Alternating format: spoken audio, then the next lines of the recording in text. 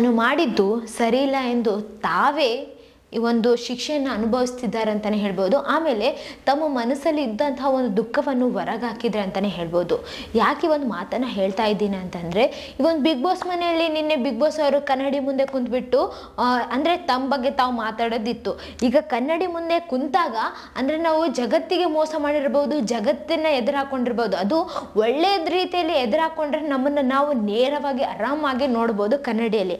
ಆದರೆ ನಾವು ಇನ್ನೊಬ್ಬರ ಮೇಲೆ ತಪ್ಪನ್ನು ಹೊರಿಸಿ ಇನ್ನೊಬ್ರಿಗೆ ಅಂದರೆ ನಾವು ಮಾಡಿದಂತಹ ಒಂದು ತಪ್ಪಿಗೆ ಇನ್ನೊಬ್ಬರಿಗೆ ಶಿಕ್ಷೆ ಆಗೋ ಥರ ಮಾಡಿದರೆ, ಈ ಥರ ಎಲ್ಲ ಇನ್ನೂ ಎಕ್ಸೆಟ್ರಾ ಈ ಥರ ಎಲ್ಲ ಮಾಡಿದಾಗ ನಮಗೆ ನಮ್ಮ ಮುಖವನ್ನು ನಾವೇ ಕನ್ನಡಿಯಲ್ಲಿ ನೋಡ್ಕೊಳ್ಳೋಕೆ ಆಗೋದೇ ಇಲ್ಲ ಅಂತಲೇ ಹೇಳ್ಬೋದು.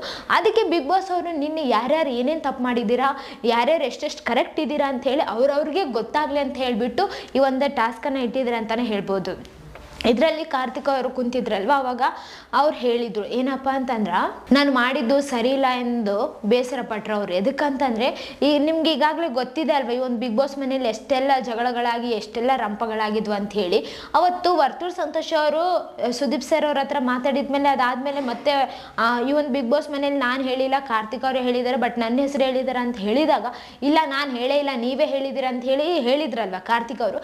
ಅದಕ್ಕೆ ಅವ್ರಿಗೆ ಆಮೇಲೆ ಎಲ್ಲ ರಿಯಲೈಸ್ ಆಯಿತು. ಅಂದರೆ ಸುದೀಪ್ ಸರ್ ಅವರು ಅದನ್ನು ಹೇಳಿದ್ದು ನೀವೇ ಅಂತ ಹೇಳಿದಾಗ ಅವ್ರು ಹೇಳಿದ್ರು ನಿನ್ನೆ ಏನಂತಂದರೆ, ನಾನು ಮರ್ತಿರ್ಬೋದು, ನಾನು ಅದನ್ನು ಅವ್ರ ಮೇಲೆ ಹಾಕಬೇಕಂತ ಹೇಳಿ ಹಾಕಿಲ್ಲ, ಕೆಲವೊಂದು ಸಂದರ್ಭದಲ್ಲಿ ಮರ್ತಿರ್ತೀನಿ ನಾನು, ಎಲ್ಲನೂ ನನ್ನ ನೆನಪಿರಂಗಿಲ್ಲ, ಆದರೆ ನಾನು ಅವ್ರ ಮೇಲೆ ಹಾಕಬಾರ್ದಿತ್ತು, ಅವ್ರ ಮೇಲೆ ಹಾಕಿದ್ದಕ್ಕೆ ನನಗೀಗ ಬೇಜಾರಾಗಕತ್ತದ. ಈಗ ಎಲ್ರಿಗೂ ಕೂಡ ನಾನು ಎಲ್ಲಿ ಎಡವಿದ್ದೀನಿ ಅಂದರೆ ಈ ಒಂದು 3 ವಿಚಾರಗಳಲ್ಲಿ ಎಡವಿದ್ದೀನಿ. ಇದು 1ನೇ ವಿಚಾರ, ಇನ್ನೂ 2 ವಿಚಾರ ಇದ್ದಾವೆ ಏನಂತ ಹೇಳ್ತೀನಿ.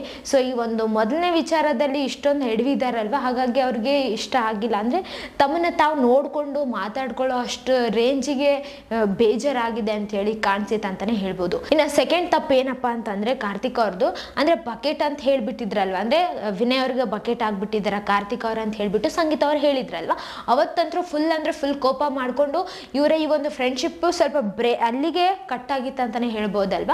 ಆಮೇಲೆ ಸಂಗೀತ ಅವ್ರಿಗೆ ಕಾರ್ತಿಕ್ ಅವ್ರ ಫ್ರೆಂಡ್ಶಿಪ್ ಬೇಕಿತ್ತು, ಅದಕ್ಕೆ ಕಾರ್ತಿಕ್ ಅವ್ರು ಎಷ್ಟು ದೂರ ಮಾಡಿದ್ರು ಕೂಡ ಆ ಒಂದು ವೇದಿಕೆ ಮೇಲೆ ಅವತ್ತು ನಿಮಗೆ ಗೊತ್ತಿದೆ ಅಲ್ವಾ, ಆ ಒಂದು ವೇದಿಕೆ ಮೇಲೆ ಎಲ್ಲರ ಮುಂದೆ ಕೂಡ ನಾನು ನಿಮಗೆ ಬಕೆಟ್ ಅಂತ ಹೇಳಿದೆ ಕ್ಷಮಿಸಿ ಅಂತ ಹೇಳಿ ಸಾರಿ ಕೇಳಿಬಿಟ್ಟಿದ್ರು ಸಂಗೀತ ಅವರು.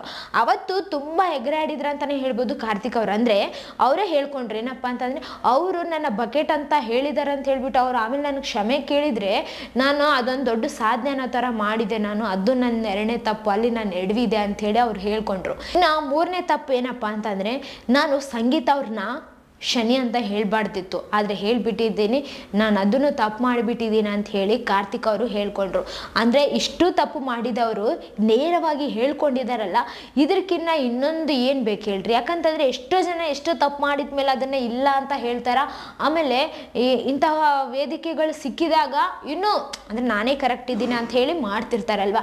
ಆದರೆ ಇಲ್ಲಿ ಕಾರ್ತಿಕ್ ಅವ್ರಿಗೆ ತಪ್ಪಿನ ಅರಿವಾಗಿ ಆಮೇಲೆ ಅವರು ಅದನ್ನು ಸರಿ ಮಾಡ್ಕೊಂಡಿದ್ದಾರೆ ಅಂತಲೇ ಹೇಳ್ಬೋದು. ಎಲ್ಲರ ಮುಂದೆ ಕೂಡ ತಮ್ಮನ್ನು ತಾವು ತೋರಿಸ್ಕೊಂಡಿದ್ದಾರೆ ಅಂತಲೇ ಹೇಳ್ಬೋದು. ಇದು ವ್ಯಕ್ತಿತ್ವದ ಆಟ ಅಲ್ವಾ, ಹಾಗಾಗಿ ಒಂದೊಂದ್ಸಲ ಹಂಗಂಗ ಉಲ್ಟಾ ಪಲ್ಟಾ ಆಗ್ತಿರುತ್ತೆ. ಬಟ್ ಎಲ್ಲವನ್ನ ಎಲ್ಲಿ ಎಡವಿದ್ವಿ, ಎಲ್ಲಿ ಜಾರು ಬಿದ್ದಿದ್ವಿ, ಎಲ್ಲಿ ತಪ್ಪು ಮಾಡಿದ್ವಿ, ಅದೆಲ್ಲವನ್ನ ರಿಯಲೈಸ್ ಆದಾಗ ಒಳ್ಳೆ ವ್ಯಕ್ತಿ ಆಗ್ಬೋದು.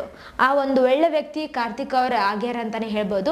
ಇನ್ನು ಕಾರ್ತಿಕ್ ಅವ್ರ ಬಗ್ಗೆ ನಿಮ್ಗೆ ಏನು ಅನ್ನಿಸ್ತಿದೆ, ಅವರ 3 ತಪ್ಪುಗಳು 3 ತಲ್ಲಿ ಎಡವಿದಾರಲ್ಲ ಅದ್ರ ಬಗ್ಗೆ ನಿಮ್ಗೆ ಏನು ಅನಿಸಿತ್ತು ಅಂತ ಹೇಳಿ ಕಮೆಂಟ್ನಾಗೆ ತಿಳಿಸ್ರಿ. ಇದೇ ಥರ ಮತ್ತಷ್ಟು ವೀಡಿಯೋಸ್ಗಾಗಿ ನಮ್ಮ ಚಾನಲನ್ನು ಲೈಕ್ ಮಾಡಿ, ಶೇರ್ ಮಾಡಿ, ಸಬ್ಸ್ಕ್ರೈಬ್ ಆಗಿ. Thank you.